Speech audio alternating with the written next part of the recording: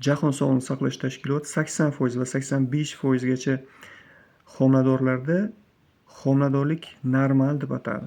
Ya'ni ular shuni aniqladiki, bularda homiladorlik normal.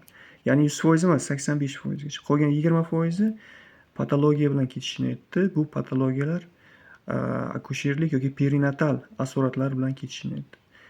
Demak, normal homiladorlik qachon bunday deb ataladi? Qachonki homiladorlik patologiyalarsiz ketsa, 37 hamda 41 haftagacha davom etsa, 41 haftagacha davom etsa va perinatal asoratlarsiz ketsa, bunday homiladorlik bu normal homiladorlik deyiladi.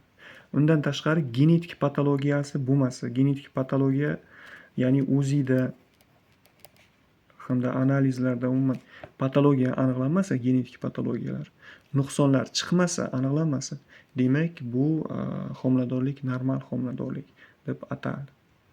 Normal homiladorlik o'z-o'zidan yoki yordamchi reproduktiv texnologiyalardan keyin ro'y berishi mumkin.